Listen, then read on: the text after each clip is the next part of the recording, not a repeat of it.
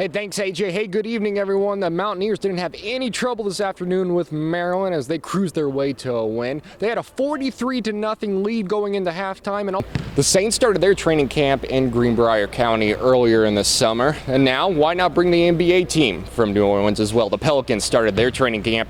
Hey, welcome back, everybody. I'm Colin Bowles here in Charlottesville, where Virginia Tech was not only trying to get the Commonwealth Cup, but also a bid to go to a bowl game and avoid this being Frank Beamer's last game. Hey, what's going on, everyone? West Virginia has a huge showdown Tuesday with the top team in the nation when they get a visit from the Kansas Jayhawks. But the Mountaineers would have to get past Oklahoma State today first. Hey, what's going on, everyone? If you saw the end of the game, you stayed up way past your bedtime last night. West Virginia started the Cactus Bowl around 10:30, and it lasted a total of 9 hours and 9 minutes. If you did stay up, you sure saw a good one playing this. Well, guys, I'm going to go enjoy some of this game. When we come back, we'll have weather. Watching this team, you would think most of the people on the court were upperclassmen, but that's not the case. If you would talk to Ahmad now, he wouldn't be much different from that kid that walked the halls of Graham High School. Although he has 2 Super Bowl rings and has been away from the 2 Virginias for 9 years, he still knows where he came from. Hey, man, it's nothing like home, but, just to see the young guys coming up, man, you just try to give them all the, just tell them about all the experiences you've had.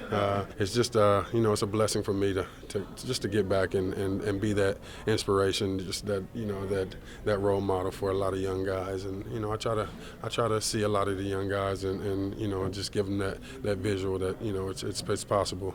Ahmad was joined on that Graham team his senior year by Paco Jones, H.T. Matthews, and his cousin, Reed Oakes, where they gave themselves a nickname, Boys Across the Tracks. Paco and HT actually came from the Bluefield side and came to Graham, but we treated them like they were in, we grew up with them because we did, even if they were across the border, man, it's all family, it's all blood, we just had a tight knit group of guys, man, and we just stuck together. The boys gave themselves that nickname because a railroad track separated their neighborhood from the rest of Bluefield. And the rivalry was still high and large between Graham and Bluefield, and they always felt that Graham was a second thought to the Beavers.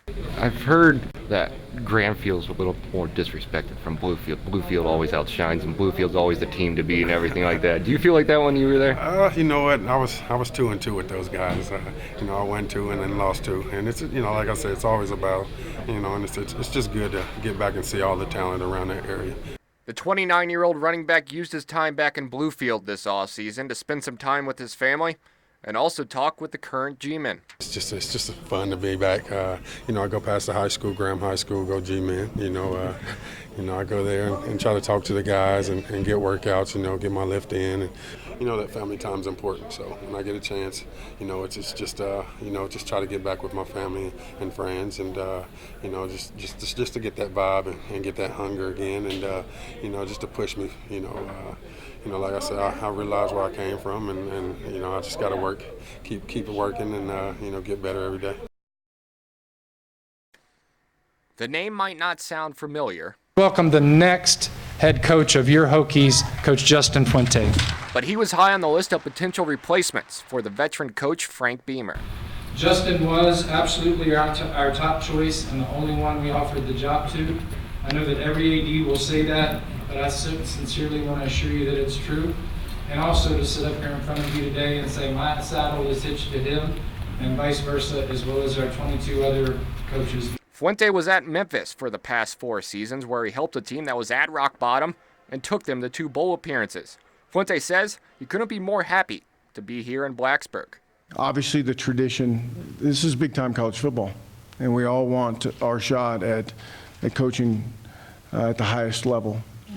You do have to follow a legendary coach, however, but I really believed in everything I'd heard about the way this place went about its business, and I wanted to be a part of it.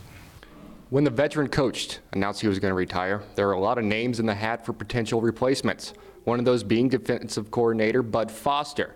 Although he didn't get the job, he will still be with the Hokies next year. And one of the beautiful draws about this opportunity was I believe that hopefully it potentially came with the best defensive coordinator in all of America. And I'm awfully happy that he's agreed to stay on with us and help us continue what Coach Beamer started. The Hokies still have one more game to play with Coach Frank Beamer, and that will be in the bowl game, which will be announced in the upcoming weeks. From Blacksburg, Colin Bowles, WVVA Sports. Hey, what's going on, everyone? West Virginia has a huge showdown Tuesday with the top team in the nation when they get a visit from the Kansas Jayhawks. But the Mountaineers would have to get past Oklahoma State today first. West Virginia fans pumped up for this one. That mascot's always scared me, a little known fact. First half, Mountaineers break the press, and that's Jason Page.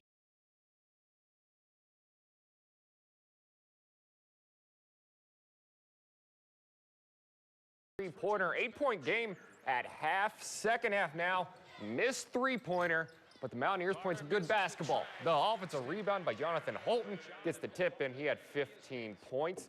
And then Javon Carter knocks down the trifecta. West Virginia gets the win, 77-60.